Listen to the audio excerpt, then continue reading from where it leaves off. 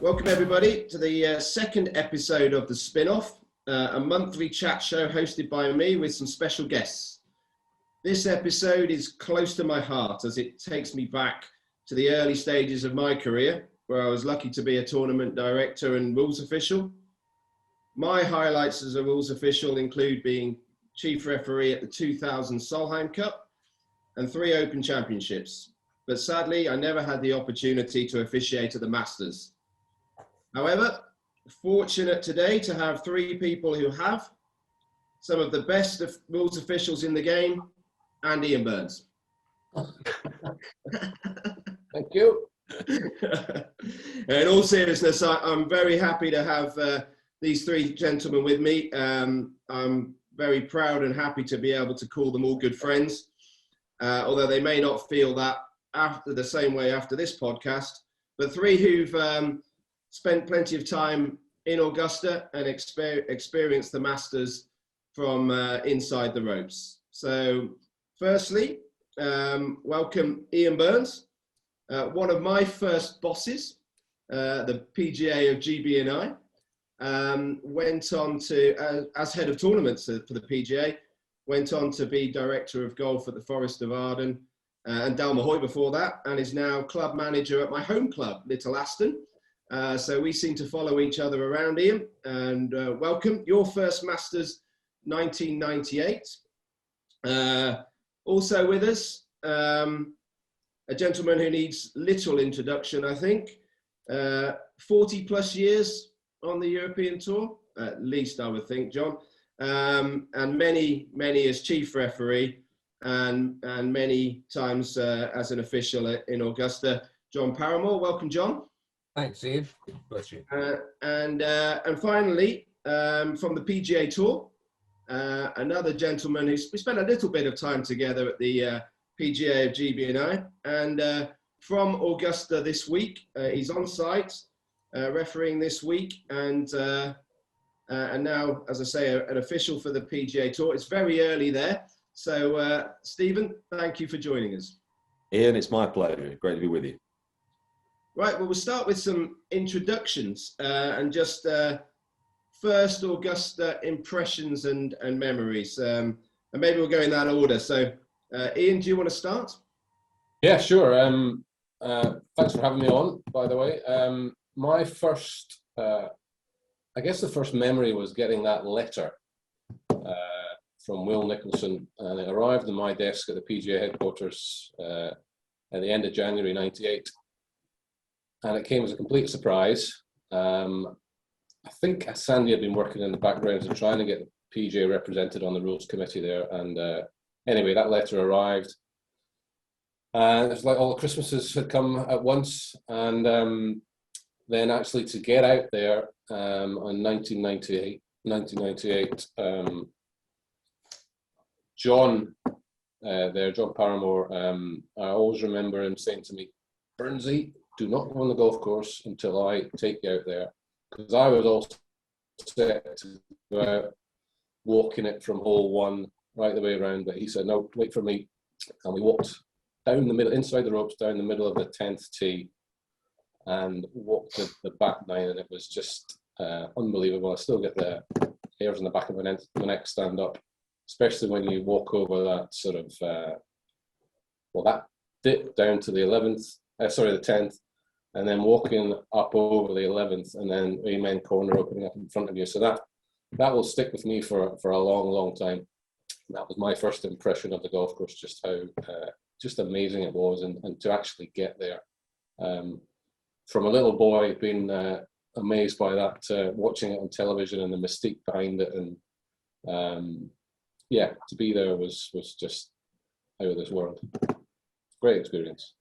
Yeah, and I've been lucky to be there on 12 occasions actually on behalf of the as a representative of CPG, and everybody talks about it, but your first impression, and you don't really get to, TV doesn't do justice to the changes in elevation that you see, particularly as you talk about there, Iain, as you start down the 10th hole.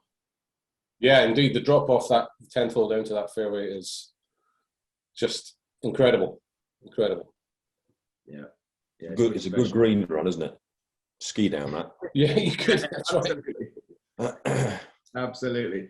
And John, I mean, obviously Ken Schofield's still on our board, and I've been lucky to spend a lot of time with Ken, and he talked about those, I guess, your early years on tour, and the, if you like, the lack of European involvement, and then lack of European officials, and then, so when was your first opportunity to officiate, and how did that feel? 1995, Iain, and just very much like Burnsy, you know, you get this piece of paper with the Masters logo on, and you think, oh my God. And sorry, the envelope first, and you open it. Oh my God, they're inviting me. They invited me to work at the Masters. I can't believe it. Now, if you think that was 19 years after I'd started with a tour, you know, that's a long time. Yeah. And we all loved the Masters. We loved watching it. You know, before I worked for the tour, it was always the kind of official start to the tour. You know, after the Masters, everything started. And, you know, our golf courses at home, that really started all the competitions, you know, after the Masters, it really got going. Whereas prior to that, it was still winter. And I remember watching it, you know, with a great deal of love, respect, and what have you for the golf course. And then having that opportunity to go in 1985, I really didn't know what to expect. And obviously I'd seen the pictures and I thought that I knew something about the golf course. And the one thing that really got me, which you've already touched on, is and that's why I was saying to Burnsy, don't go on the golf course until you come with me, is you need to understand how slopey this particular golf course is. You know, TV does tend to flatten everything. And that was the biggest thing for me, was getting around. Obviously the ninth is pretty lumpy and up and down, or down and up in fact. But you get to the 10th tee and it's almost like falling off a cliff, and people just don't realize that. And then you go up again at the 11th and you go down again to the 11th green. It's the most amazing piece of property. And so that is something, I mean, if you ever get the chance, the opportunity to go there as a spectator, as a visitor, as a guest, then you must go. You know, whatever you've got on, cancel it and go to Augusta, because it's so special. We all understand that. You know, we've been lucky. We've attended so many, but it's something you do need to, you know, you need to put off funerals to go to Augusta. It's that special. And you know, I'm of course going to miss it, and very jealous of Coxie there, but hopefully we'll have a whip round later on and get him some pictures behind him, and or maybe spring him from jail. But yeah, it's fantastic, absolutely fantastic, Augusta. Love it.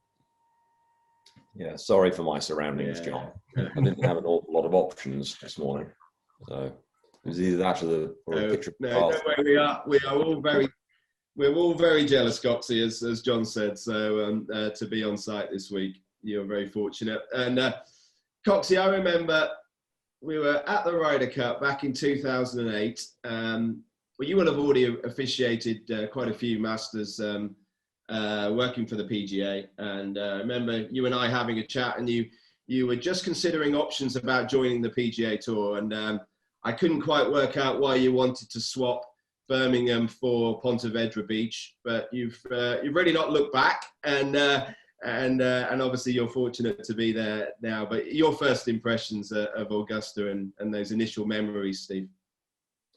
Well, firstly, I'll say, going back to your initial and opening statements, I was at that Solheim Cup that you were at the tournament director of, by the way. I think Burnsy was too. I was, yeah. That was an eventful week, Burnsy, if I can remember rightly. Yeah, we had all sorts of stuff going on. Indeed. We couldn't get John. John was too important. We couldn't get Never John. Invited me. Never did. We needed snorkel and flippers that week. JP, a hell of a week to miss, let me tell you. That was agronomically, and I think you can remember about 5 greens that had grass on them. Can you remember that, Burnsy? If that. Yes, that was a challenge, but anyway, that was a fun week. And I think Still recovering.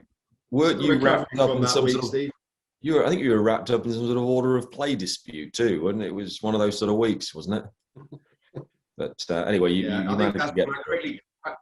I quickly decided refereeing wasn't for me a few years after that. So. You got the right result for Europe anyway. That was the main thing.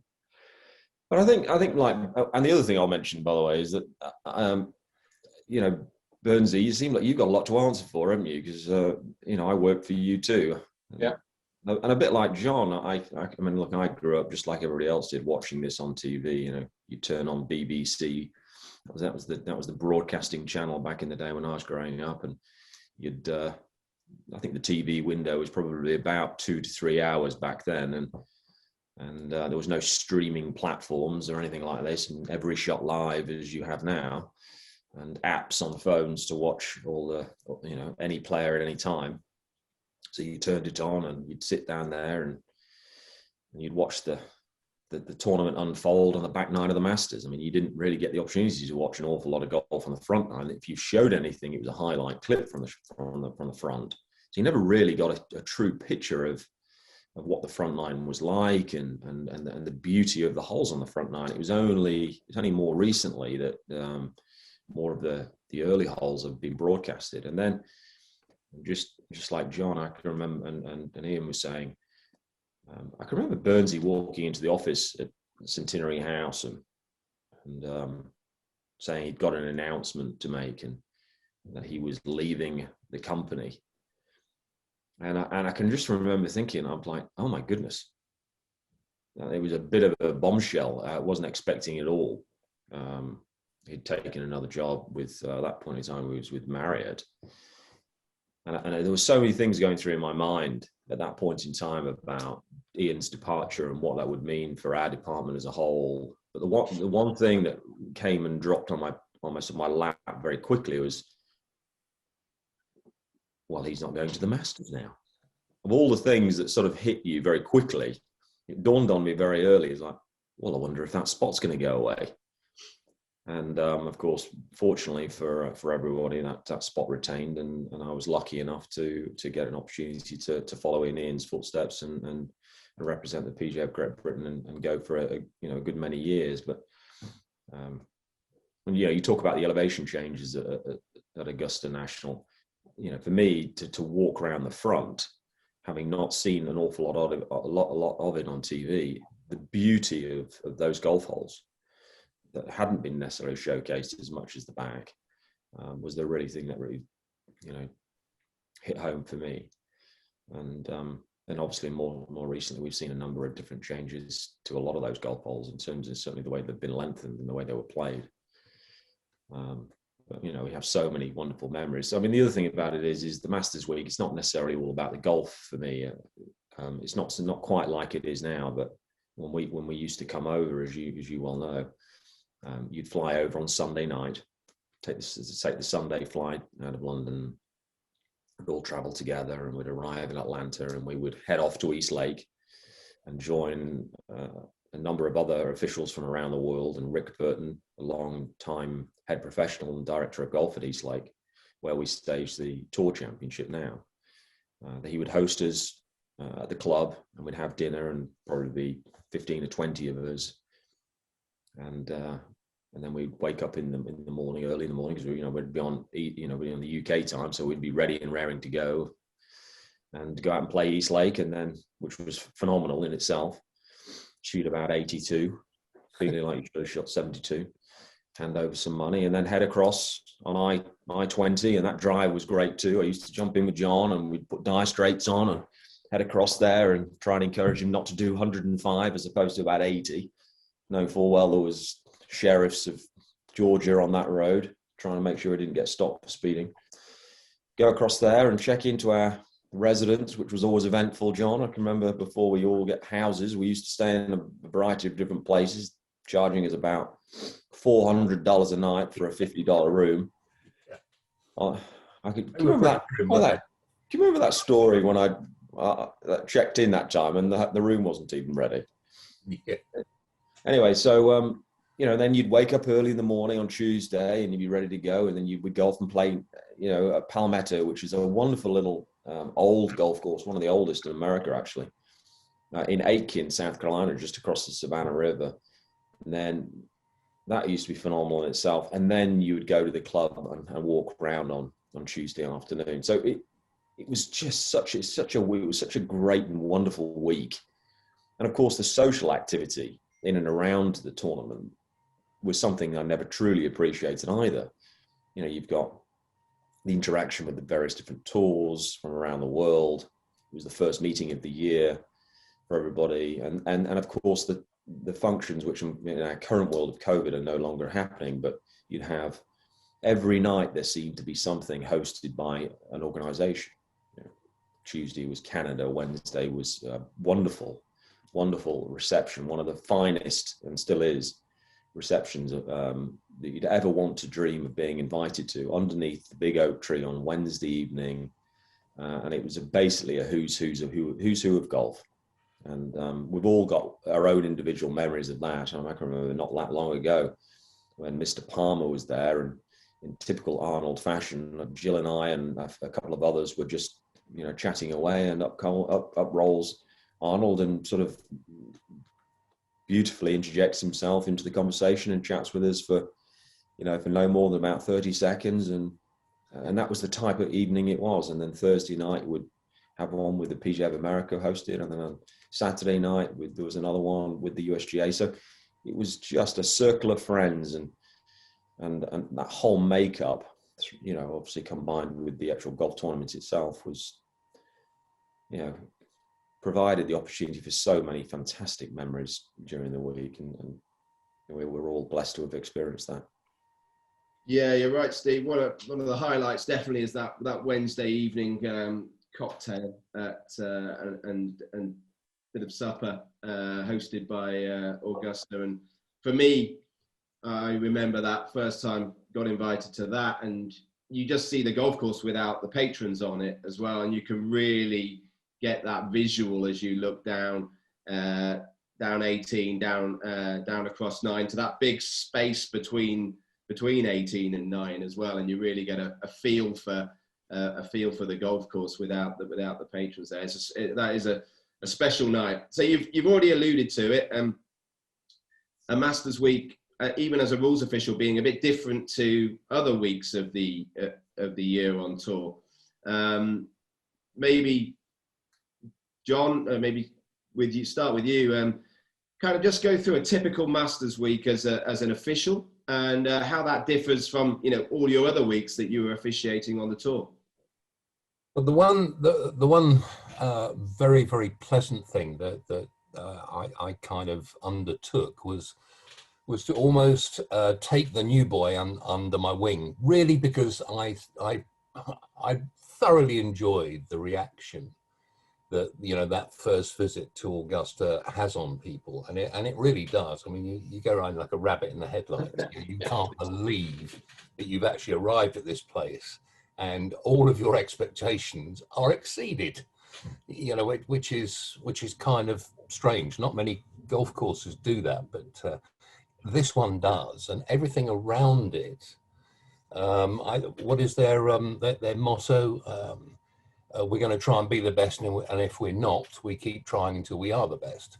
And that's what they really try and do. And so many things they really are tremendous at. They're building between tournaments that they don't even let the members see, and it's all done. And in 1 year, you can have about 3 different entertaining facilities that look like old Southern country homes, and they look as if they've been there for 100 years.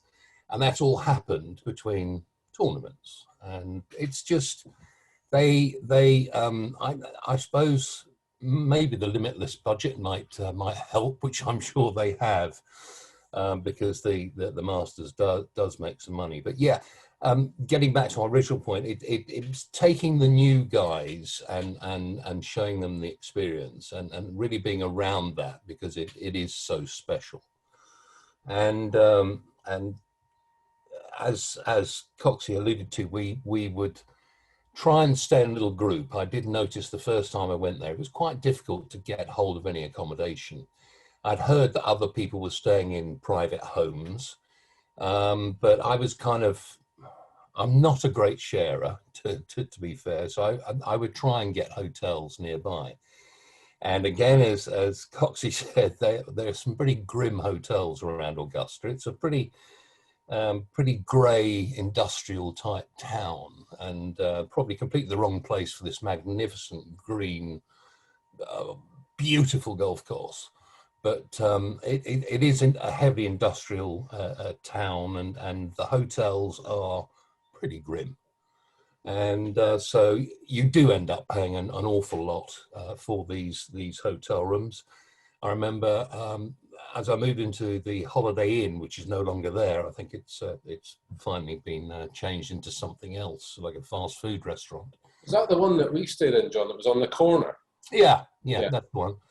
Yeah. And we learned that the week before that there'd been an armed robbery. You know, someone had come up to one of the rooms and at gunpoint, you know, stole this guy's wallet. So we thought, well, yeah, this is a lovely hotel to stay in.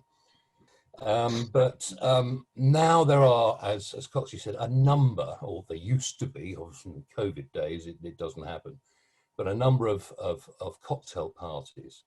And it's a shame when you miss someone, but you know that you're going to catch them at the next cocktail party with the next golfing organisation, because they'll be there, because they all seem to be the same people, or the same core of people go to all of these.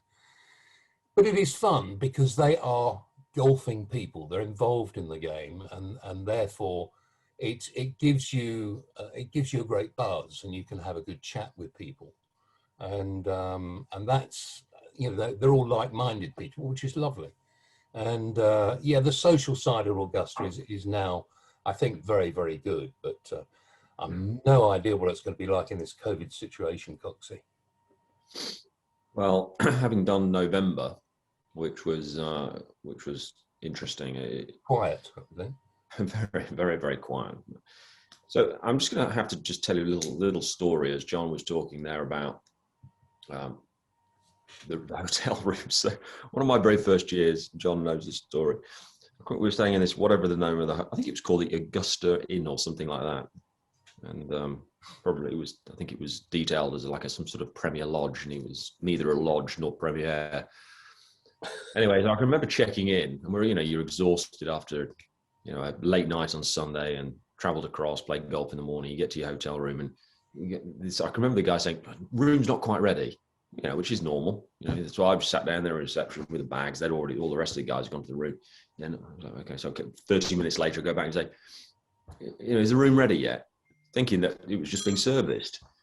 No, not quite ready. Anyway, about an hour later, they're all sort of coming down, having been showered and changed. I'm still waiting for my room to be finished.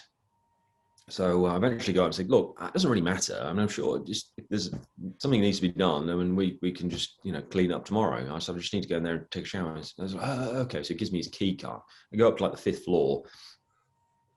Elevator opens, and there's like polystyrene everywhere. It's sort of across the door. There's no room numbers or anything. All there is a little bit of masking tape with a bit of Sharpie written on it, like 254 or 554 or whatever the number.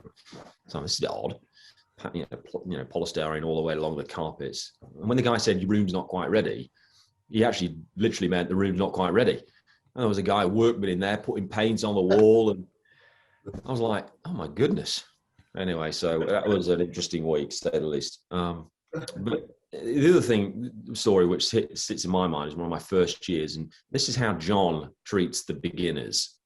So 2003, I think, was one of my first years. I think it was either my first year or my second year, but I was still very green. You're still getting to know the processes there at Augusta, and a very large committee, and we'll talk about that a little bit later. But I'd been handed the graveyard shift, 10 and 18, which means that you can't see a thing. By the way, 10 and 18, as we've all said, huge elevation changes from both green to tee to green, on both those holes, and you sit in between 10 and 18, and you can't see a thing. But it's very busy. Right of 10 gets an awful lot of action because the guys flare it out. They try and turn it right to left, flare it out, catches the pine straw, and then just goes running into all sorts of different things, footholes, gallery, and everything. And then left and right of 18 is exactly the same. It's a narrow shoot off 18, and you really don't have to do an awful lot wrong to get caught up in the trees, and you've got all sorts of stuff going on there. If you tug it left, you've got concessions and bathrooms and people and, you know, all sorts of nasty rulings cropping up there. You can't see a scoreboard. The airflow's terrible. And it's just one of those spots where you can't, you know, you sit down and think, oh, thank God. And then it's ruling 10 fairway. And then you have to trot across 18. You know, there's no golf carts for your static officials. Anyway, so the glory, sort of refereeing, and all those people who've been there for multiple years, people like John, they get handed the nice glory rolls on Sunday, which means that you work the front 9 and then you go and enjoy the back 9 in the hospitality room. Well, for someone like me who was a first timer back there in the early 2000s, you got the graveyard shift. So I'm doing 10 of 18, and which means that you're all day, can't see a thing, can't watch the conclusion of play, can't see a scoreboard. It's not as if you can just peel your phone out, by the way, because no phones are allowed. So, you know, you're relying on somebody to stroll past you and ask them what's going on. Anyway, so Mike Weir hits his tee shot up 18, and I see the shot being hit into the green, and then I think, okay, my job's done. There's another rules official up by 18 green. I'm like, it's over to him now, and I absolutely make a beeline as quick as I possibly can back to the committee room. And then I was fumbling with my earpiece. I can see he's on 18 green now. He's just about to hit a putt which may win, or if he doesn't make the putt, then he goes into a playoff, and I can sit down there and watch the playoff. Committee room's absolutely full. There's probably about 80, 90 people in there. Massive committee room. Anybody who's anybody in the world of golf is in there. I roll in there, parched, haven't had a drink for about 3 hours, fumbling with the earpiece, and John says, "What are you doing?" I'm like, what do you mean what I'm doing? I'm going to go and get a drink. I'm going to sit down right over there. He says, "Well, aren't you on 10 and 18? I go, yeah, all day. And I'm going to now just, well, I think you're going to find if he misses this, it's going to be a playoff." I'm like, well, surely they don't need me for the playoff. Well, you've been up 10 all day, haven't you? Playoffs, first playoff hole's number 10. I was like, well, nobody's mentioned anything about a playoff. And then Ben Nelson from the PGA Tour comes over and says, "What are you doing?" Well, I'm like, you were on 10, right? I said, "Yeah." Well, now by that point, look up, he's missed the putt. Now it's a playoff. He goes, earpiece out, radio in, and then, of course, now they've clocked at these two. They've said, "They're calling for you." I'm like, "Who's calling for me?" "Well, I think Mr. Nicholson was calling for you right there. I think he was querying whether you're still at number 10 for the playoff." I'm like, "You can't be serious." Well, you've been the one who's been there all day giving these rulings at number 10. That they're expecting you to be there. I'm like, oh my God, I might not make it. So now I've got earpieces back on, radios back on, and I'm just about to walk out the door, and somebody turns around and says, "Hope you make it."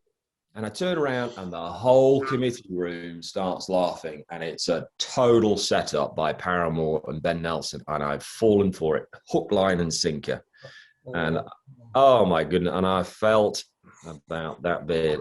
So when you just listen to John telling he really looks after the new guys and shows them around and takes care of them, that's the sort of stuff that he's doing to you. Thanks, John. I've never forgotten that. At least,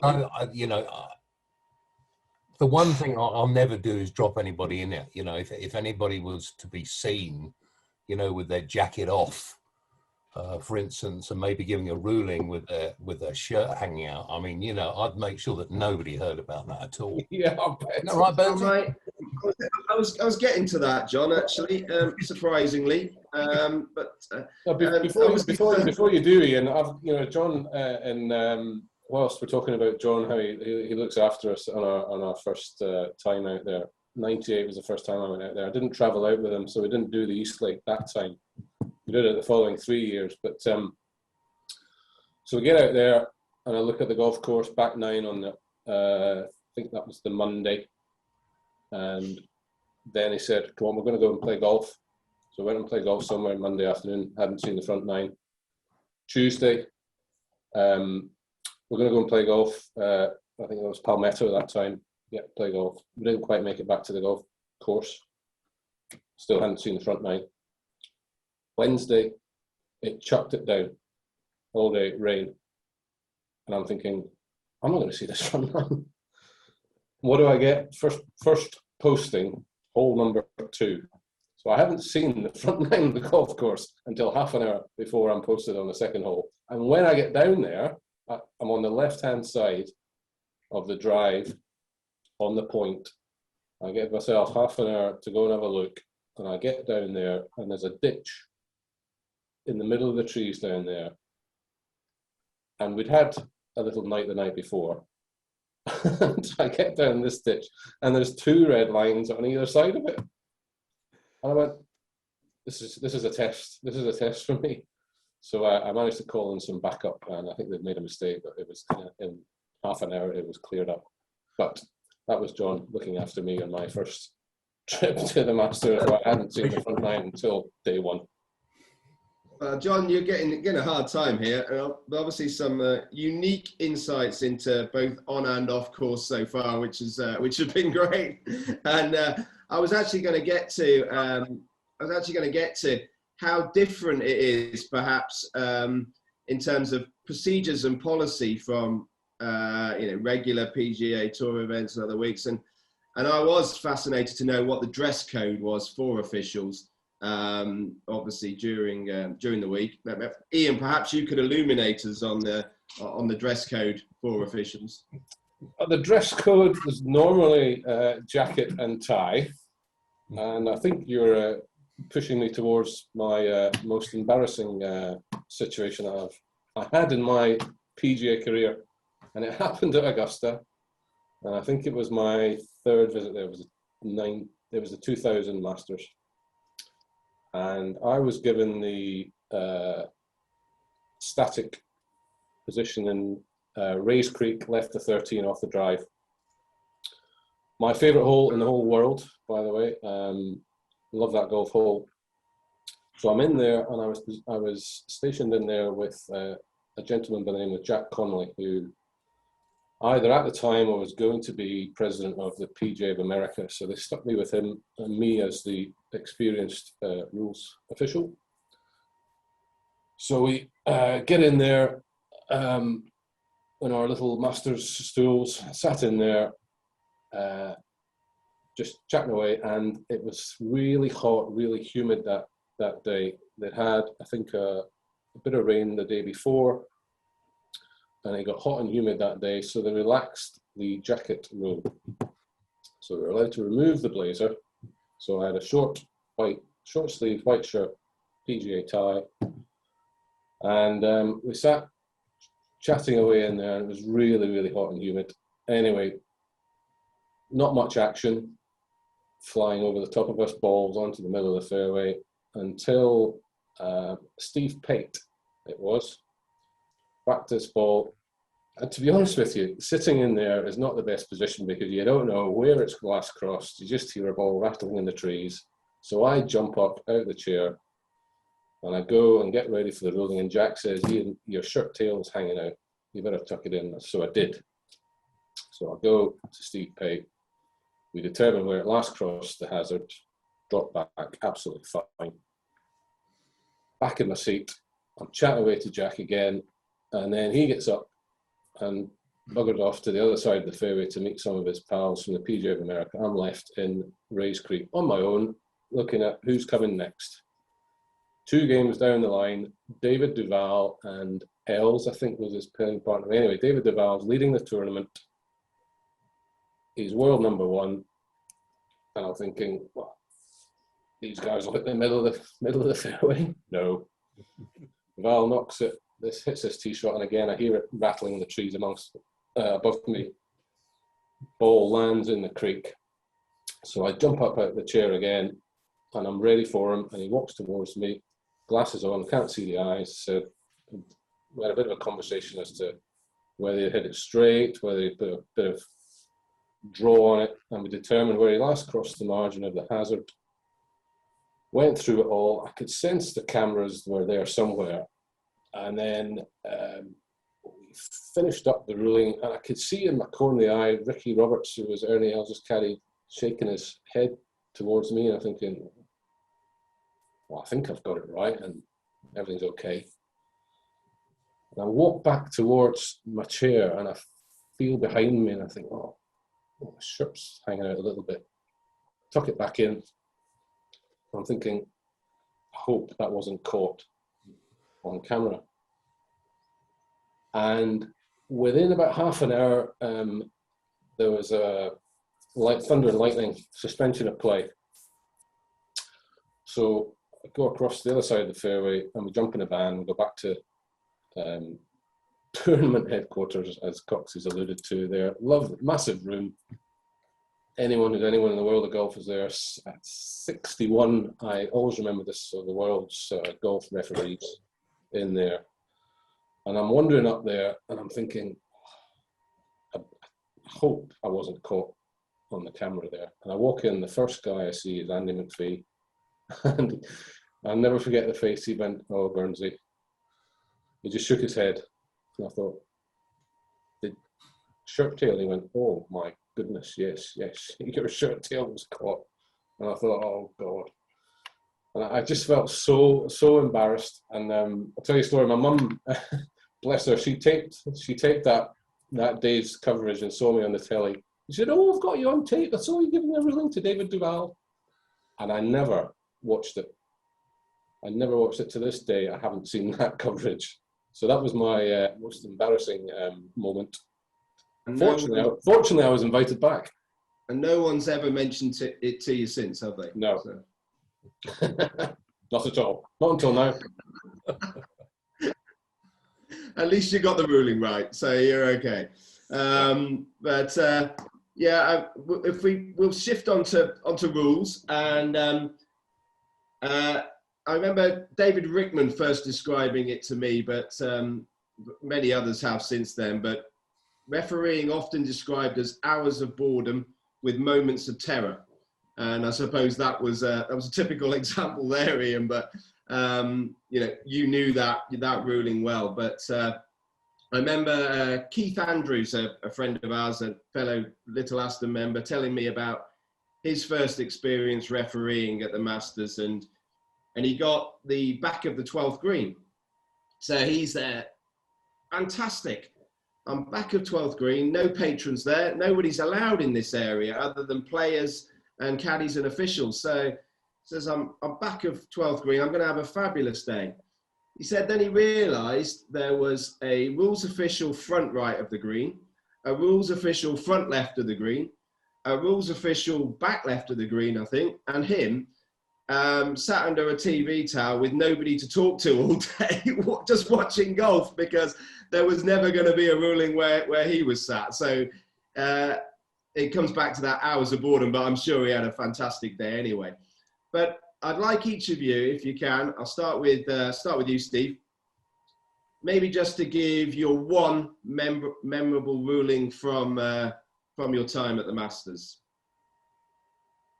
Well, let me just talk about the committee, the size of the committee, and thankfully things have been a little bit, things have changed within the world of golf now, and modernized just slightly. But it always struck me as slightly odd within the world of professional golf that two things. Firstly, the committees were as large as they are at majors. And obviously, as we all know, at tour golf level, you have a set of professional staff who do it week in, week out. That's their jobs. And then when you come to the major championships, you have an enormous committee of officials, of which a very large percentage of those don't do it on a regular basis. And I can remember, the same back in the early days of the Open Championship. It was very, very, very quickly you worked out how, just by chatting to people in the committee rooms, those people who were, who were very tenured, some great experience, and then you got others who you knew full well that this was their first year and were very, very nervous about stepping into the professional arena as an official. And I can remember at the Masters, fairly on in my career, thinking that I was young, and at that point in time, if you looked around the committee room, I was certainly one of the youngest, if not the youngest, and felt, because of my age, that I was inexperienced. But I quickly realised, and thanks to John and Iain too, that actually despite my age, that I was actually very experienced and my knowledge was more than capable of refereeing at the highest level. But I can remember walking out to 13. Burnsy was just describing 13. I can remember walking out with a couple of people, and they used to, back in the day, 20 odd years ago, they used to put your professional referees, people like us, with the sort of honorary folks. So I also was working with PGA of America. I think he was the captain or the chairman at the time, MG Orender, super nice guy. In fact, doesn't look too far away from me in Ponte Vedra Beach in Florida. And he was the very high up in the PGA of America at that time. And then there was another chap from the USGA Executive Committee. And just by chatting to this other guy from the USGA Executive Committee, it realized that he hadn't done an awful lot of refereeing. So I said to him, well, how many tournaments have you done? And he went, well, this is my first one. I'm like, oh, first one of the year. He said, no, first one ever. I'm like, wow, you're really getting off to a good start, aren't you? You might want to retire after this one. So, you can tell that, you're thinking, okay, I'm going to need to keep an eye on this guy. And then MG was, because obviously the fact that he's done numerous tournaments, worked in and around the game, he was great to work with, because I remember sitting down with him at 13. He said, right, let me tell you how this is going to work. And I said, okay, MG, you tell me how it's going to work. He said, right, you're European. I said, yeah. So you're going to get all the European rulings. Okay. Because you know all those guys. I'm like, okay. If they're an American, because it's important for you to get to know the American players, you get those rulings too. Okay.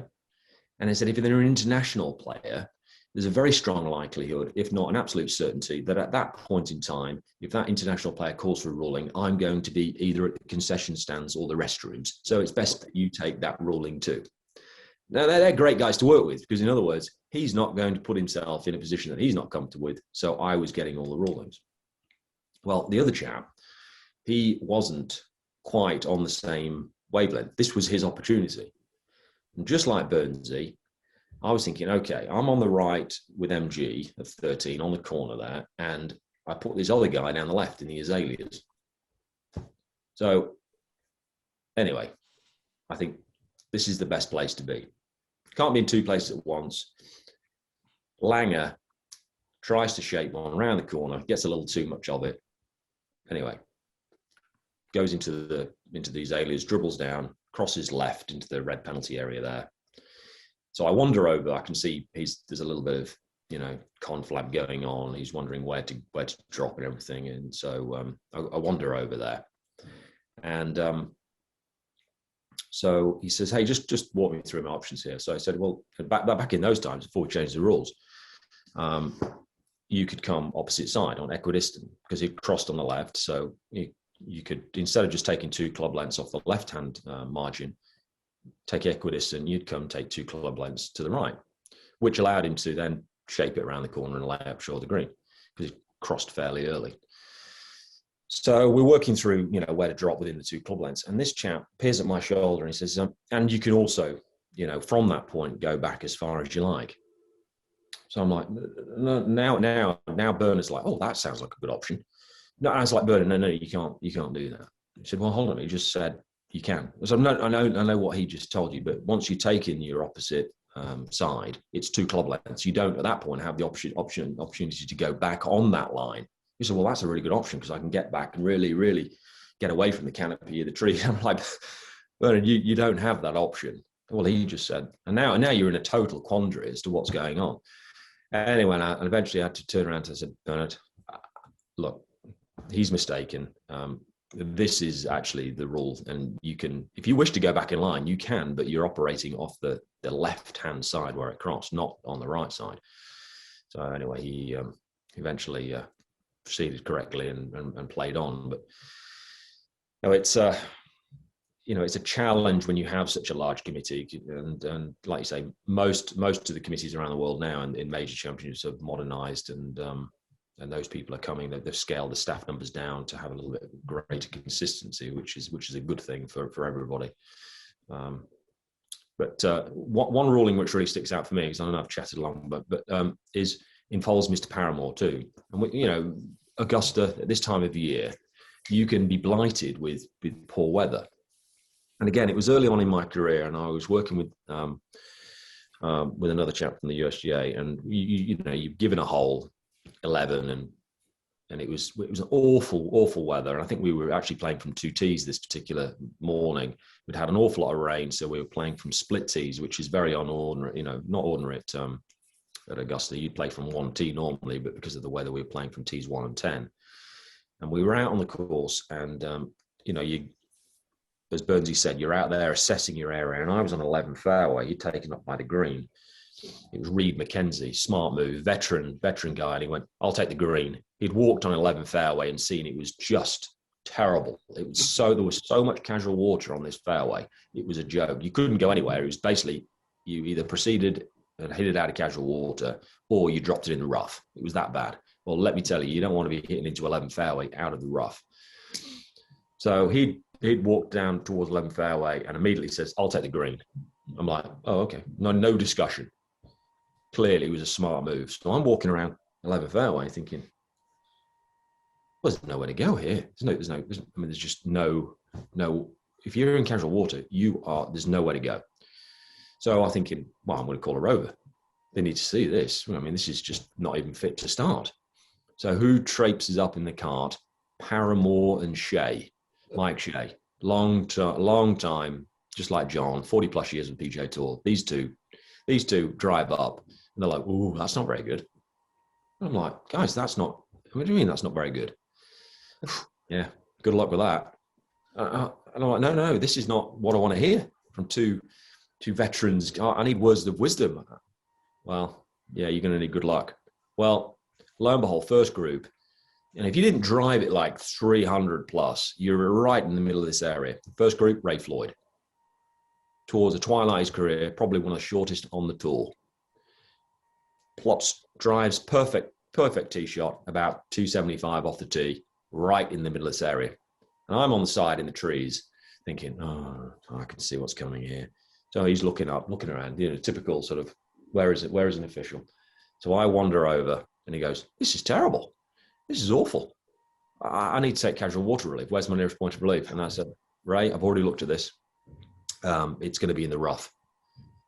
Well, that's so you telling me that my nearest point of relief is in the rough? And he just proceeded for the next 2 or 3 minutes to chew me out about how terrible it was that we were playing golf and this, that, and the other. And I look over to my right, and there's Shea and Paramor giggling like a pair of schooled kids watching all this unfold. And I'm like, "Thanks very much, boys. Thanks very much." Painting a good picture, aren't I? We knew you were picture. As always, it was your fault it had been raining so hard, Steve. Hey.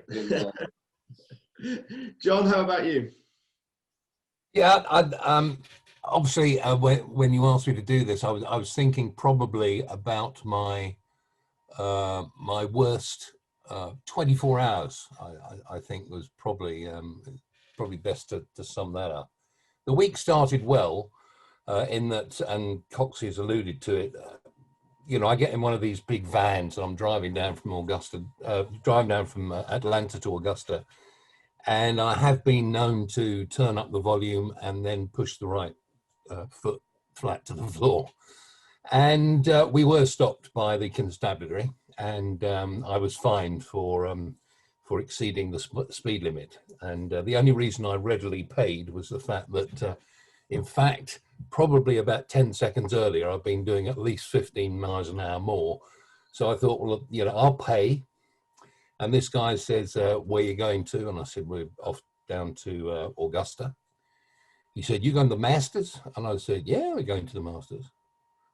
He said, which days you going?" And I said, "I'm going every day." He said, "You're going every day?" I said, "Yeah." And he said, "How do you get tickets for every day?" And I kind of said to him, I said, "Well, actually, I'm working there." And he said, "Well, what do you do?" I said, "Well, I do refereeing, and I also, funny enough, do something similar to your job. You stop me for going too fast. I tell people to try and hurry up." And he thought that was most amusing. Anyway, I handed over my 200 American bills, and we continued the journey. And then on the Friday, which is the start of this 24-hour period, I was sharing, as again Steve explained, we certainly share carts at Augusta, and I was sharing a cart with Sir Michael Benalek, who is certainly one of the guys, members of the club, who is easily qualified to give rulings. But I was sharing the cart, and I think it's fair to say that we had no trouble filling the seat of the golf cart. And we were the rules rover team for the back nine, and they did have 2 timing rovers, and they were already timing the groups in front of this other group in question, who came through again being a long way behind. I think Coxey was on the front 9 and said, "Oh, you need to get on this group." And I thought, "Oh, thanks, Coxey. It's another group you sent me." And so, of course, I'm a rule. Don't call me the matador for nothing. And so I got hold of the chairman of the committee and said, "Look, Fred, this is a situation." I said, I'm a rules rover. The first 2 timing rovers are already working. Would you like me to take the group, because they are even further out of position? And he said, "Yes, please do. That would be a good idea." So it was Ben Crenshaw, Manacero, and a young Chinese amateur, the youngest player ever to play in the Masters, name of Tian Ling Guan. And so I said to these guys coming off the 10th green, I explained to them that they were behind time and they needed to catch up. And I was kind of a bit worried whether the young Chinese boy would, and I was surprised that he spoke perfect English and understood me absolutely completely. So I thought, well, that should be the end of the problem. The other 2 players, of course, were happy. Yeah, sure, we'll catch up. So I followed them down the 11th, and sadly they lost another 3 minutes. That's not a good thing in our world. And so I decided to take a little bit firmer action, and I knew that Manacero, who had taken absolutely no time at all to play the 11th, and the other 2 who had taken considerably longer, they were the ones that I was going to time. And so I informed them on after they'd hit their 12th tee shots, and I said, "I'm now going to be timing the 2 of you until we can get you closer to the group ahead." And the second shots into 13, unfortunately, Mr. Guan had a bad time, and I informed him, and it was quite difficult for me to do that because I was walking and timing the group, and I was also standing behind Guan to allow the patrons a good view of the golf, and so therefore I'd given him a 50-yard head start, and I had to try and get him to tell him he had a bad time. And you're not allowed to run at Augusta, so you should have seen me trying to speed walk with my bulk, my lovely jacket on, because we weren't given the permission to remove the jacket.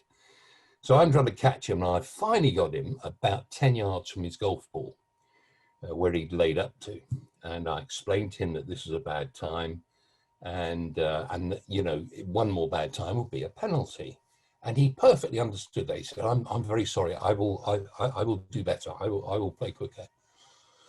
So of course he plays the next couple of holes, and to be fair, each one of the shots was, shall we say, pretty close. That's code for it actually went over, but you've given him the benefit of the doubt. And he gets to the 16th tee, and these guys had really made up no time at all, so they're still being timed. The guys know me. I'm a bit of a bulldog when it gets to these sort of things. And we get to the 16th tee, and poor Mr. Manacero, who had the honour, dunks it in the water.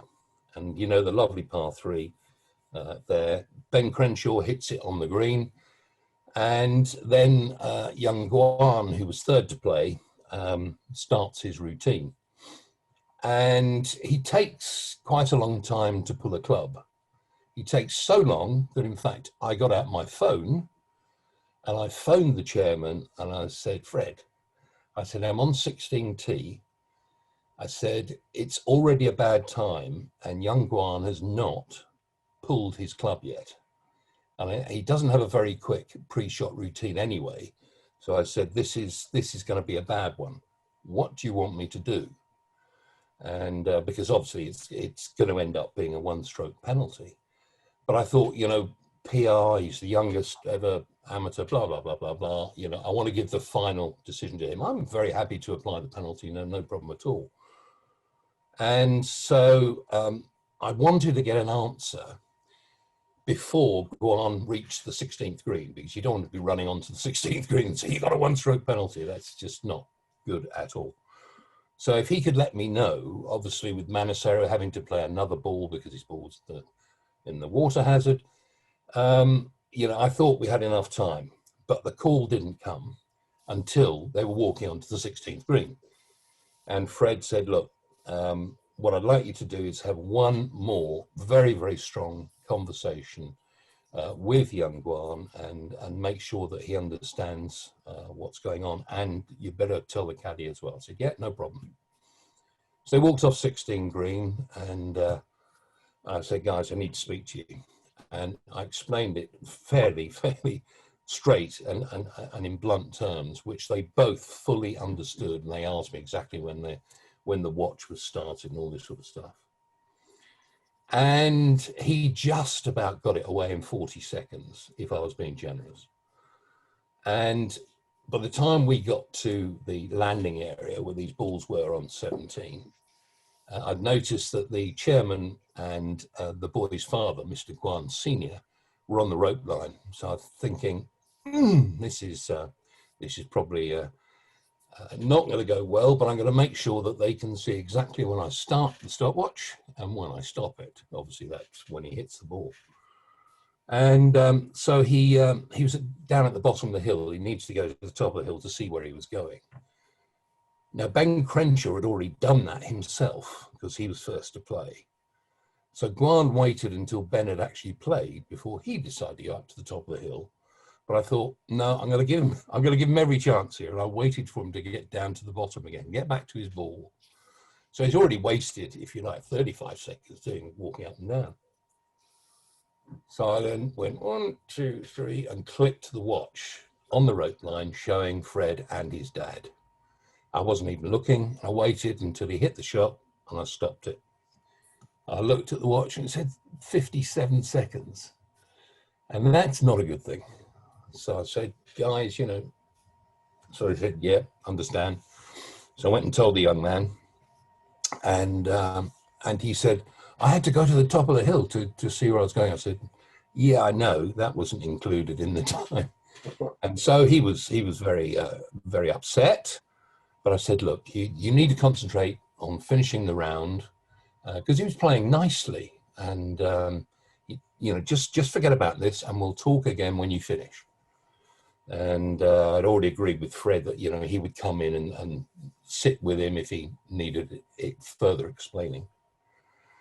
So we finished out the round. I'd left them to play 18 on their own, and I got myself into a position where I could get into the recording area at the end of the round. And so the young man amazingly forgot most of his English by the time he got into the recording area, and was starting to get quite agitated. And so I said, would you like to see the chairman?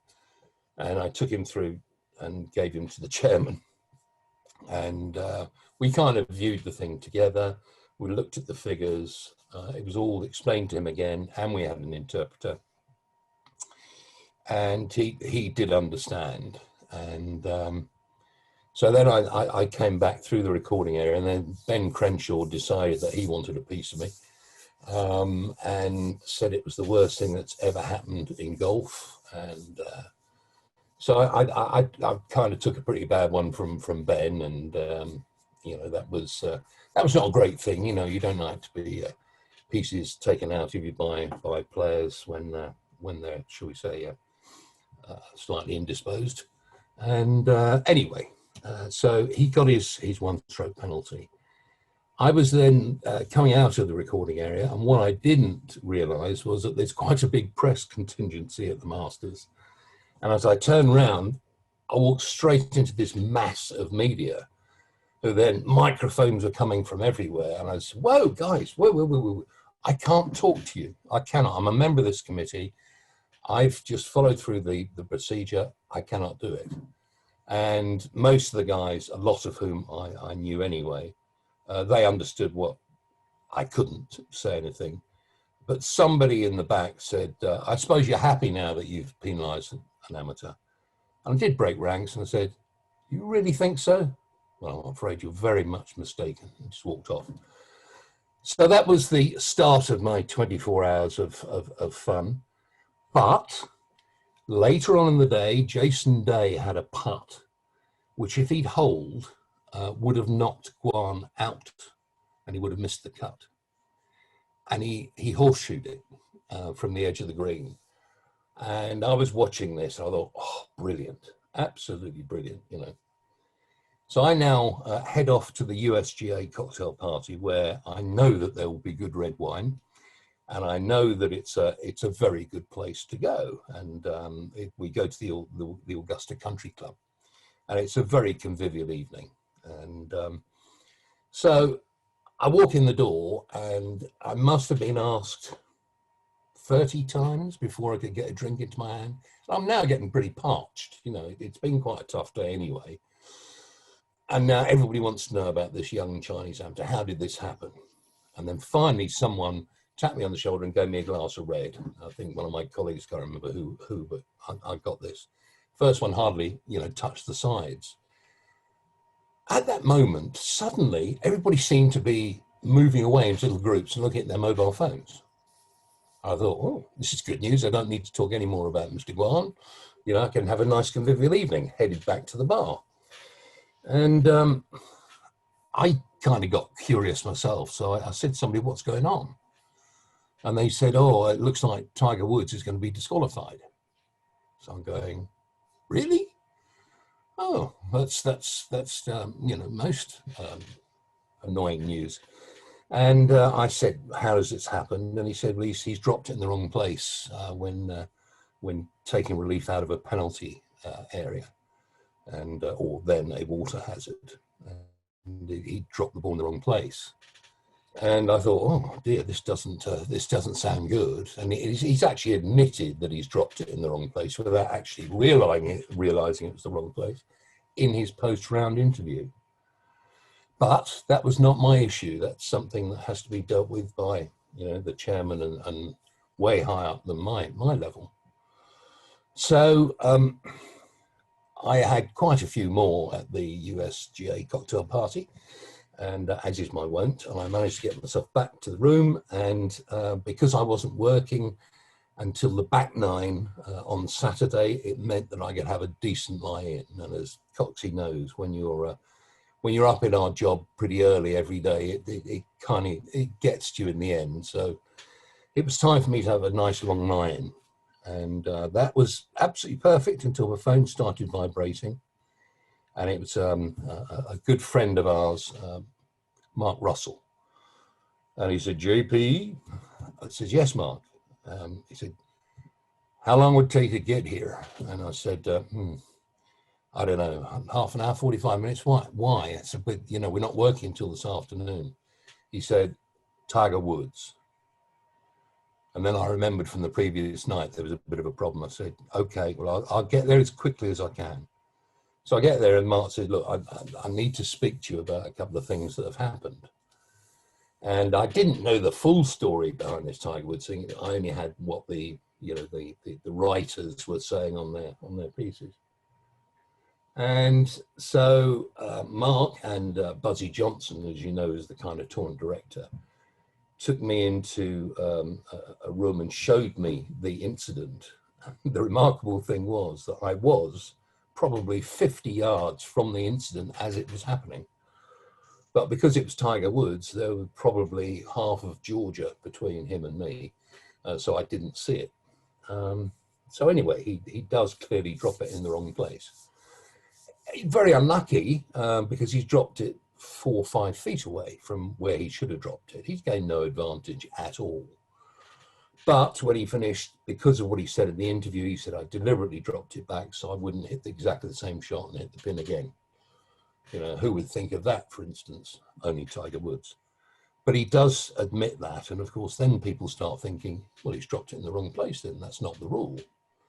You know, you can go back on a line if you're dropping back on a line as far as you like. But if you're going back to play again from the same position, it needs to be, or back in those days, it needs to be as close as possible. And so the question to me was, do you think where he dropped it, having seen the videotape, do you think that was as near as possible? I said, no, absolutely not. I said, you know, professional golfers are quite precise. And where it says as near as possible, I mean, you might give them 6 inches, but they are very precise. And if the rule says you drop it in a place, that's where you must drop. And so they said, okay. And they said, did you read what Tiger had said? And I read it, and they gave me the press briefing. I read it through, and I said, And then the chairman walked through, and he said, have you seen this? Have you seen that? I said, yes. I said, the first thing I've got to tell you is that there's no way that he's dropped it as nearly as possible. And what he said, well, that proves the point. So the chairman said, right, okay. I said, just one thing, when was this seen? When was this seen by the committee? At what stage did you become aware of this? Was it after Tiger had said his thing in his post-round interview? And the answer was no. Oh, really? Yeah. There's a guy called David Eager who plays on your Champions Tour, used to, Stephen, who had 2 pretty big jobs with the PGA Tour as the head of tour operations, and also with the USGA, where he was kind of in charge of the rules department, which are 2 pretty big jobs. So you realize that he does have an idea of how the rules work. And when he phones in and he phoned one of our fellow committee members who he had the telephone number of and said, you need to look at this Tiger Woods drop. And he did it quickly, thankfully, so something could be done. And unbeknownst to me, or the vast majority of the committee, someone went and had a look at it. And they kind of thought, yeah, that's kind of all right. He's dropped it, you know, as nearly as possible at the spot. Yeah, that's all right. We'll let it go. So they decided not to take any further action. Well, Tiger was playing 17 at that time. And when I learned of this the next day, I said, well, the really good thing about that, what you've told me, is if it's been seen by a committee member who had the opportunity to speak to the player and get him to add the penalty into his score, then we can't now turn around and disqualify him. I said, that would just be double standards. You know, that's not right at all. So we really need to sort this out. Obviously, it is a little bit of a committee error. So we need to admit that. You know, we need to put our hands up and say, we've erred. But the one good thing is it keeps Tiger Woods playing, but he needs to get a penalty. He said, okay, got all that, and Tiger's coming in to see me, so I will explain that to him. Not me, that was me done. So, as you can imagine, an awful lot of people had made up their minds, having seen the newspaper reports the previous night, and who have any idea about the rules of golf, that Tiger Woods should be disqualified, based on the information that they knew. But when you add in the information that it had actually been seen by a committee member, and that committee member had okayed it, then that changes the dynamic completely. And so I get told, someone rings me from England. I did have a phone which had a little ticket on it. I know Coxie does. So I got a call from home saying that they are taking lumps out of Tiger Woods and saying that he ought to withdraw. This is ridiculous. He's getting a penalty. And he was really, you know, taking it on the chin. And the one thing I don't like is someone being untreated, badly treated, or treated unfairly. And so this went on for quite some time. Then the Golf Channel started, and Nick Faldo felt that Tiger was completely in the wrong and was really having a go with everything in his armoury. So we've got Colin Montgomery on Sky and Nick Faldo having a go on the Golf Channel. And I'm thinking, this isn't right. You know, we really do need to you know, get the right message out and make sure they know that an error has happened and it's not all Tigers. And that will take the pressure off him, because it is unfair. And, you know, but I wasn't allowed to, because I'm just a member of the committee. And I did see Sky News, Mr. Barter, Tim Barter, and he asked me that. I said, Tim, I cannot speak to you. I'm not allowed to. And then my chairman stopped, a chap called Thomas Bjorn, a very sort of level-headed guy, very, very smooth tempered. And he asked me, with a few punctuation marks and exclamations, he asked me what was going on with Tiger Woods. And I said, Thomas, I can't tell you. I thought he was actually going to punch me at that stage, but he didn't, thankfully. And Tim Barter said, well, I think I know what's happened. Why don't I explain it to Thomas? And you can maybe either nod or shake your head if I've got it right. Well, Tim had got it right. And Thomas Bjorn seemed to accept that, and he went off to the range. So I said to Barty, I said, look, if there's any way you can get this message back to Colin Montgomery, I think that will help us from that end. I then get on my buggy, and I'm waiting for Mark, who's travelling with the chairman, who was trying to inform people of exactly what's happened, and he's being held back a little bit by other people in the organisation from maybe giving the full explanation.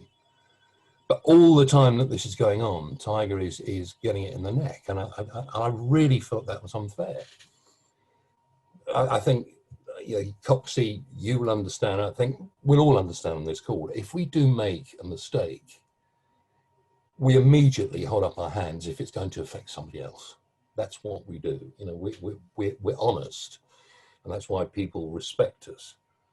And so I was driving around on the buggy, and I happened to meet up with the head honchos of, well, the executive producer of golf at CBS, Lance Barrow, and their chief announcer, Jim Nantz. And they were sitting in a cart, and they see me driving past, and they said, hey, is this true about Tiger Woods? And I have to say, I did actually tell Jim, and I had to explain, you know, I said, I'm sorry, but this is what's going on. I said, but I'm not allowed to tell you that, but I need to tell you that.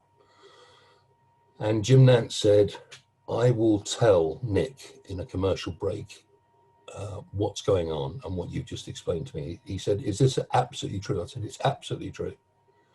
And, you know, it was a little tiny little error, but it's causing Tiger Woods to get an awful lot of stick. So that was my 24 hours at Augusta that I will never, ever, ever forget. And it was interesting on many different fronts, but you know, it is still one of the greatest tournaments in the world, and I will miss it like crazy. There's the tough side of being a rules official there, John. But actually, I was reading yesterday, Golf Digest issued the 8 most memorable rules issues in Masters history, and 2 of them were just contained within your 24 hours. So you've done pretty well. And I wouldn't want to be Iain trying to follow you now with his ruling. Iain, anything from you? Your most memorable ruling? I'll put it before John's. I'll put it before John's on the edit if you want. Well, compared to these guys that rove and sit on buggies and half the time, I mean, I think that's the hardest part of the rules official's job. My experience in terms of rules aside of that embarrassing one on 13 were fairly insignificant. There were easy ones, you know, coming up against a patron's chair, or I had one behind the fourth green of somebody, trying to fairly take a stance in the hedge behind there, but all pretty straightforward compared to what John and Steve go through in terms of roving and the sort of challenging side. Because the golf course, it's clean. It's essentially a pretty clean golf course. The weather can throw in some scary moments, but mine were pretty event-free in terms of incidents. And I was lucky. I know Coxie said earlier, got that graveyard shift first time out. The 4 Masters that I did on the last day, I was done. The latest I was done was the 7th hole, so I could watch the back 9 back at tournament headquarters quite stress free. So yeah, I think I got away with, well, not got away with it. I was fortunate that aside of that horrible one on 13, which still haunts me, although I got it right, but it haunts me for other reasons that I've explained. Yeah, I got a fairly stress-free time in terms of rulings. And as John said there, it's the one event where I've left the PGA 20 years. I feel like an old man now, but I genuinely really, really miss this week of all the weeks that I was fortunate enough to do. The Masters is the one I miss the most. Yeah. Well, and I wouldn't let it haunt you, because not many people can say they've given a ruling to the world number 1 on the 13th at Augusta and got it right. So I wouldn't worry about, in all seriousness, I wouldn't worry about it at all. Shirt hanging out. I think. And I tell you, it happened on the Friday or Saturday. We had the USGA cocktail party that night, whichever night that was. It followed it. So I thought I'd taken all the flack when I'd come back to the tournament headquarters that I'd mentioned earlier from all the referees. But then I went to that USGA cocktail party and bumped into my then boss, Sandy Jones, who said, "Iain, if I'd known you were going to do that, I'd have put some advertising across your backside." Always thinking. Yeah, no, I think that summarizes exactly what being a rules official is all about. And you have to expect the unexpected. None of that you experienced, John, in 24 hours you could have anticipated, and that's why you're there, and that's obviously why you were getting paid the big bucks as well. So. I wish. Yeah, 3. Yeah, I know. So yeah, 3 subjects I'd like to just touch upon before we end. Firstly, turning to you, Steve. And I guess it's mainly for you, but just obviously we're in uncharted territory this last 12 months. I've gone from 100 days away plus to being on 0 flights for the last 12 months, and sadly can't be at the Masters this year. But what was return to play like on the PGA Tour, and obviously return of fans? How's that been? Well, the last year has been interesting, to say the least, for everybody in all walks of life. And for those of us who are trying to put on large sporting events, it's been no different.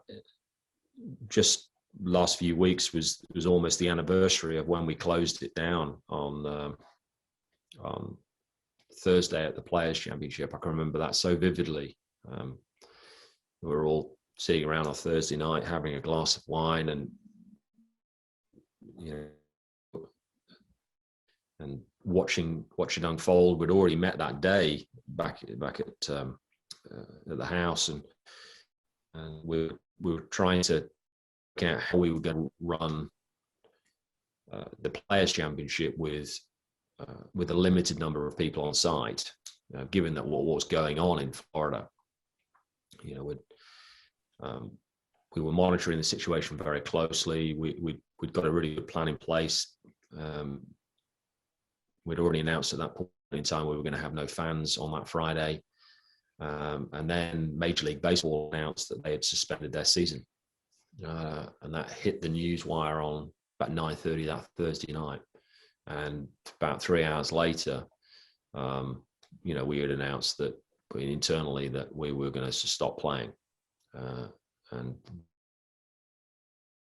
player got about midnight to say, okay, we're gonna call off the Players Championship. Disney and Universal in Florida had done something similar, and it was clear to everybody that whether we wanted to do this or not, that we had to make a swift and for the safety of everybody, not only with our fans, but also our players and other constituents on site. We had to make the decision to stop playing. And who would have thought that after we'd made that decision, that 2 or 3 months down the line, we still wouldn't be playing any golf. It was surreal, really. We thought that was just going to close down for a month or so, and then we'll get back playing. And who would have thought that over a year later, we would still be experiencing major sporting events without fans. What's happened this week, Coxie, with the number of fans? Sorry, Iain, am I taking all my questions here? No, I mean, it's a good question, Iain. It's a good question. I mean, we've operated. I mean, that's one of the beauties of our sport, is the fact that we play not in a confined environment. The game of golf allows us to socially distance competitors, to socially distance, and so it did allow us, in comparison to other sports, to get back playing quicker than most in what we felt was a responsible manner. And obviously, when we did restart at Colonial back in June of last year, it was under very, very strict measures for everybody. We didn't have any fans, and we really did scale back, and it almost felt like you were playing in a club competition with the best players in the world. It was a surreal experience. It really was. And obviously, as all of us have experienced to date, the mechanism of testing and of having a PCR COVID test to ensure that we were negative has become very common practice for us now. And you'll see my little wristband here. I just like every other week, you tested pre-travel, and you've tested before you can get on site, and this week is no different. So here we are, over a year later, when we close it down at the Players Championship, we're still under the very strict guidelines in terms of what you can do, where you can go, and the number of fans that we're allowing on site has been affected by that. The great thing is for our sport is that we're now slowly introducing fans back into the arenas, and this week is no different. We saw about 20% at the Players Championship, and we here, as you know, Iain and John, the information that they give you is held very, very close to their chest within the committee. And green speeds are a good example. How quick are the greens? Tournament speed. And the number of fans. I can remember chatting with Ron Cross a few years ago. Said, how many fans do you get here on a Wednesday? And Ron, up until recently worked for us at the tour, and Ron was working for Augusta, and he turned around and went, the right amount. That was so you never ever got a definitive figure on anything. And here, I don't know what the numbers are, but I would suspect they'll have somewhere between 15 and 20% capacity. Walking around yesterday, it has a very, very surreal feel to it. November, when we did an event in November, we didn't even have rope and stake, because there was literally nobody on property. It was literally just player, caddy, your broadcasting personnel, and the rules committee, and that's it. There was no bleachers or anything like that. It really was very strange. This year it has a little bit of a slightly different feel, in the fact that you have got patrons walking around, but a very, very small number. If there's ever a year to watch the best players in the world compete for the Masters tournament, this year is a wonderful year to do it, because you're going to get an awesome view. But obviously we are moving in the right direction, and hopefully we can get back to full capacity soon. The one thing about this tournament, which it doesn't immediately won't immediately resonate to a lot of people, is in our world of mobile phones, and this is one of the things that makes this tournament so wonderful, is that every fan at Augusta, at the Masters tournament, is engaged in what's going on. And this is why I think the roars that reverberate around the property are so wonderful to listen to, is that everybody who is out there on property is engaged in what they're doing. You don't see anybody, doing this, checking their phones because nobody is allowed a phone. So they're all watching golf. I mean, as you know, if you're holding a phone, it's difficult to clap, isn't it? Well, they're all watching golf with their own eyes, and they all have the ability to clap, and they're not watching their phones or engaged in business calls or anything like that. So the fans here are just it's just a different entity, and I get the whole aspect of allowing phones and to other sporting events, but it's just so pure here. It's wonderful, and that's one of my favorite parts about it. In many ways, I'd love to just roll back the years and not allow phones in for all of our tournaments. I think you'd see a totally different side of what it's like to be watching golf. But all being well, I think our sort of protocols that we've put in place have really worked. We've had, looking back to last summer, we had some tense moments as in terms of we were wondering where it was going and whether we would have to shut down again. But we always felt that our plan that we had in place was responsible for all constituents, and our players were comfortable with the plan in place, and that was key for us.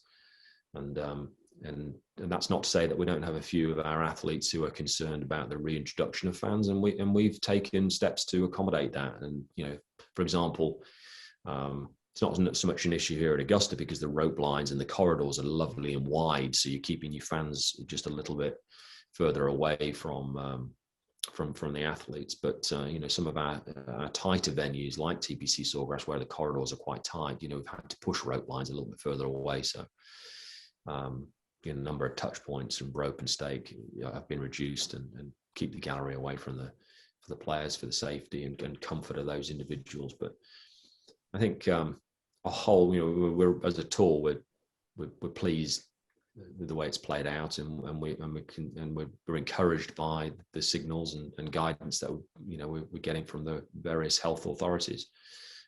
That's not to say there might not be a few more challenges this year, but there's light at the end of the tunnel, which is exciting.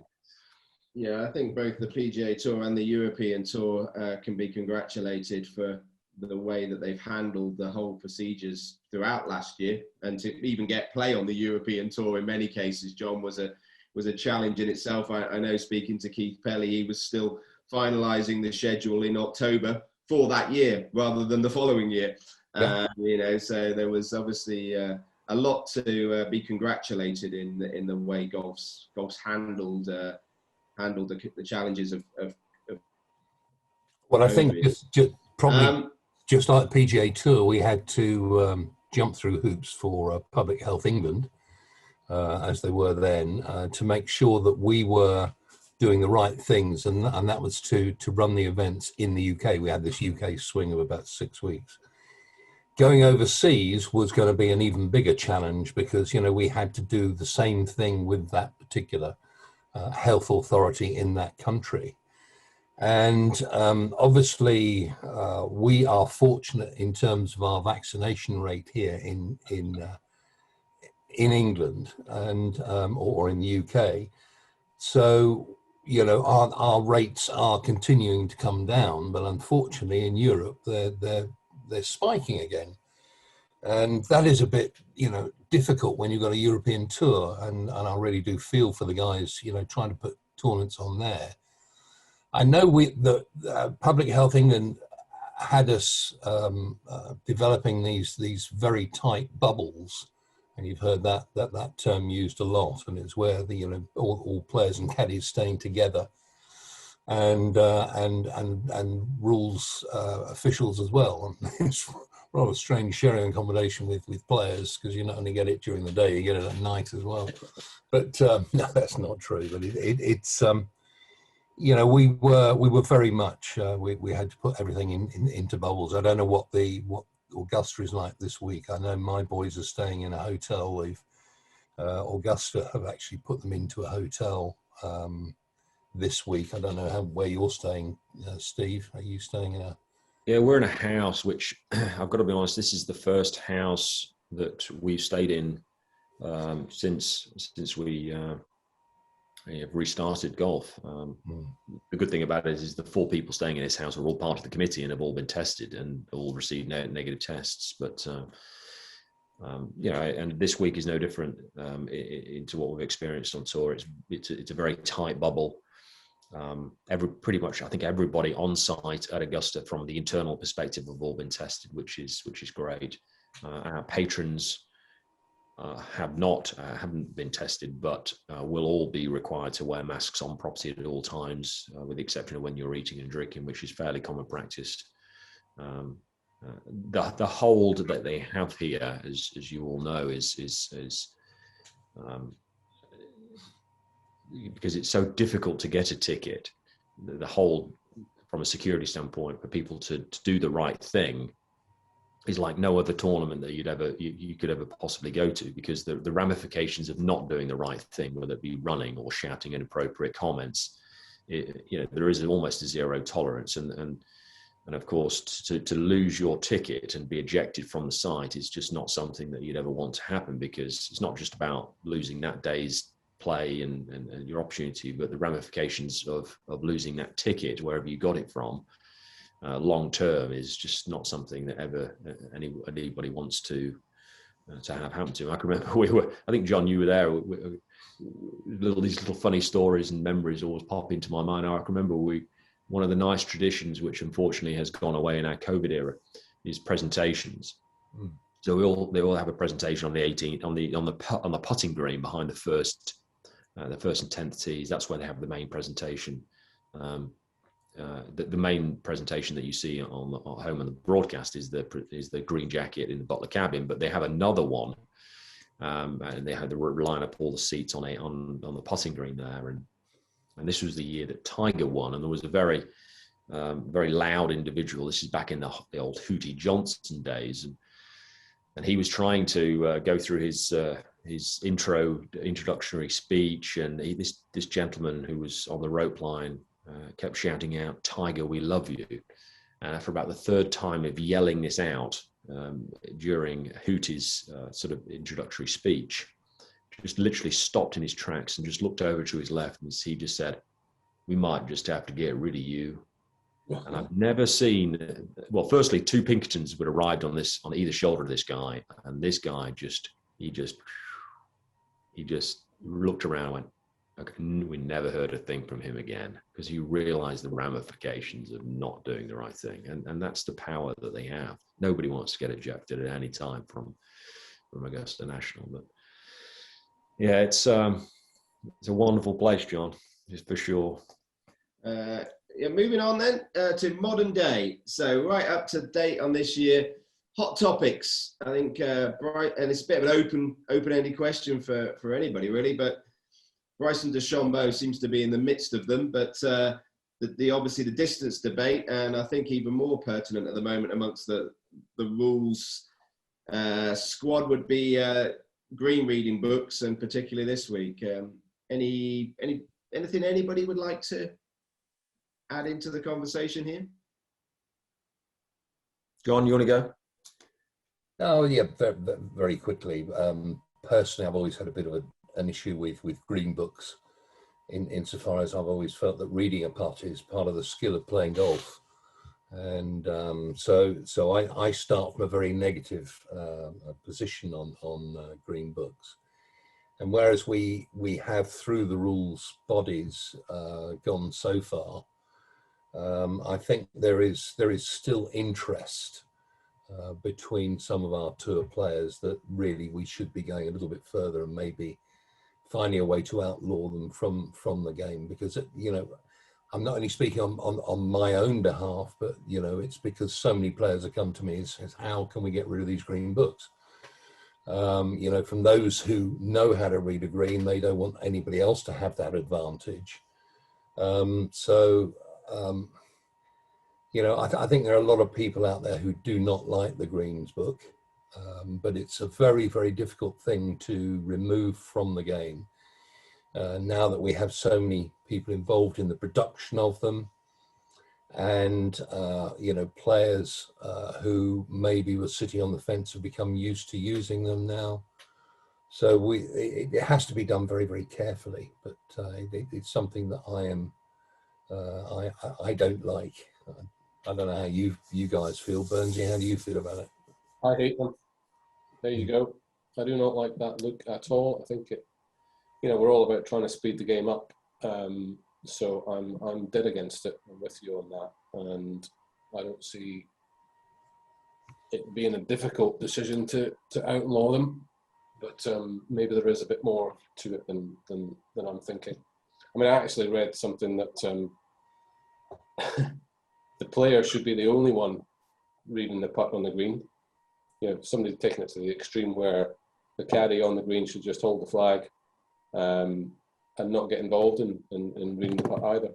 So maybe that's too extreme, but certainly my view, I'm dead against the green. And obviously, green reading books not allowed this week, but they're allowed week in, week out on the respective tours. Could it make a big difference, Steve?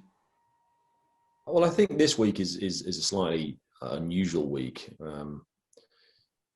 When they say they're not allowed this week, that's not entirely accurate in the fact that they are allowed, but they just don't have the mapping data available, and that's the key. Is that certainly if you look at all the events on the PGA Tour, all of those golf courses have been mapped, and the advancements of technology that we've seen over the last 5 to 10 years, the information provided to the player is quite phenomenal, and the level of detail now contained within these books is extraordinary. And as John just alluded to, we're obviously keen to retain the elements of skill in reading a putt, and we want the player and the caddy to be able to do that.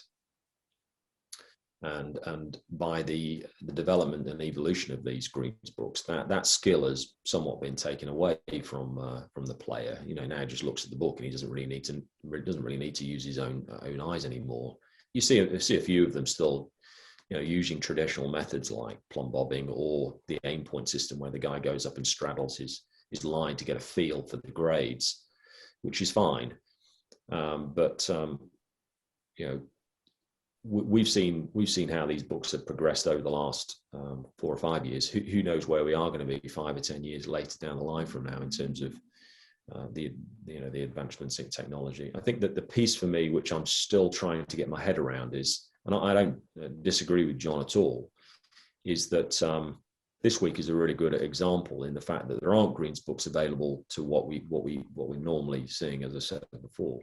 But there is an awful lot of handwritten notes contained within players' yardage books, and that's really what we're talking about. Is so just what level of referring to books are we comfortable with? Because you've got guys who have made an awful lot of notes during their practice rounds, whether it be a first-year rookie or a guy who's been for 20, 30 years. They are going to be referring, and you will see them referring to their books this week, and it's a question of, so do we want to go a hardline approach and say, as soon as your ball's on the green, we're not going to allow you to refer to any material, which is the easiest way, and just all we want you to do, and you and your caddy to do, is just read the putt with your own 2 eyes and feel, or are we going to recognize that for years? Well before the advancements and greens books became available, that handwritten notes made by the player are acceptable, part of the game, and are we going to continue to allow players to use those handwritten notes? And I think this is the piece that we're grappling with right now within the game. I think there's within the membership, as John just said, there's a desire from our players and our leading players to do something here, because we want to retain that skill. It's just a question of where that marker in the sand falls right now. And I think, whereas a lot of rules changes are driven by our governing bodies, and rightly so, this is very much an elite level issue. It's not when, Little Aston, when you play around there the weekend, you're not going to have a greens book pop up from somebody goes in his back pocket. This is really only an elite level issue, and so this is, why the tours are getting together with the governing bodies to try and figure out what the best solution is. Yeah, and it's only when you think about it to that extent, which is the kind of thing you guys have to assess and analyse on a regular basis. But is that those consequences, unintended consequences, where those limits lie? I mean, surely you can't stop somebody scribbling their own notes into a yardage book. So I can see all the challenges there. Okay, to finish us off, and I know you wouldn't have expected any other way to finish, but. I'm hearing it's fast and firm out there, which is great. Weather's set fair. It'll be very different from November. Gonna have one pick and one relative outsider. I'm going to start things off. I'm going to go. I remember being on the same flight as Danny Willett in 2016 when Danny had just had his first child. So I'm going to go John Rahm, the new father impact for John this week, and my relative outsider, and I know it's tough to call a twice past champion an outsider, but a bit more longer odds, Bubba Watson for me. There's my two. I'm gonna go to you next, Iain. I'm gonna have to pick the man on form as one of them, Jordan Spieth, and then I'll have to throw in a European, and I would like to see Tommy Fleetwood. Tommy Fleetwood won the English Amateur at Little Aston, so yeah, we've always got an allegiance to him. Iain. Correct. Yeah. John? Well, my heart says Lee Westwood. I would absolutely love for him to go out on a high. Not that he's going out anytime soon, but I think that would be absolutely superb.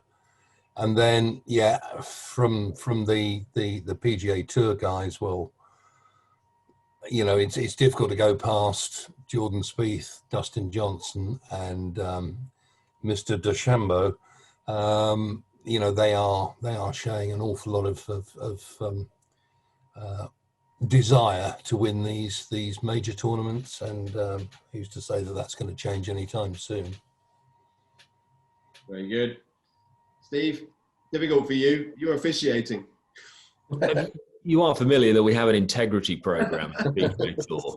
Can't possibly come. Let me just tell you this. I was walking around yesterday, myself and Mark Russell walked the back nine, and it felt like a Saturday, tournament Saturday. That's. I was looking at the greens and I was like, whoa, they're firm. Just everything that the players. That's exactly what the players want. I mean, if Mother Nature continues to cooperate, we could be in for a really, really fun week. Golf courses, as you'd expect, is outstanding. But it's firm and fast, and so it's going to certainly challenge the very best out there. From my standpoint, as someone who's part of the committee, I can't tell you who I would like to win. Obviously, as a European, I hope one of those guys comes through. I think all I'm asking is that it's close. It comes down to the last putt, and it's entertaining for everybody at home. And if a European wins, then great. But at this point in time, I just, for the benefit of Augusta, have put on a tournament twice now in the space of about 5 months. I hope for their benefit that they get some a really, really wonderful conclusion that we've seen many times here at Augusta. That's all I'm asking for. Yeah, totally. I think great that we're turning to its traditional date, and you've got it fast and firm. Should be great. Azaleas in bloom? They are. The weekend's gonna be just beautiful. They're just coming as per normal. It's amazing how many times the dogwoods are out and the azaleas are just, I think by the weekend, they're just going to be spectacular. Any no chance of rain, Coxon? Sorry, say again? No, I listened to another podcast, a Sky Sports podcast, and they said there was a 40% chance of rain at the weekend. Is that not? Yeah, we've got a little bit of, there's a little bit of chance. I wouldn't be surprised if we get a couple of little dust settlers, hopefully nothing too heavy. A little bit of rain's not going to hurt us. I mean, this golf course is sand capped, and So as long as we don't get a deluge, we should be in a really, really good place. Very good. Best of luck. Yeah, well, talking of azaleas, I'm thinking that Iain, John, and myself might be enjoying an azalea cocktail from our sofas this week. And good luck to you, Steve. An enjoyable week out there, and I thank all three of you for taking the time to join us. It's been fascinating insights as we would have expected, and we've gone on far longer than we should have done, but I'm sure Tom will be able to edit us back. But yeah, thanks again for the time, and really appreciate it.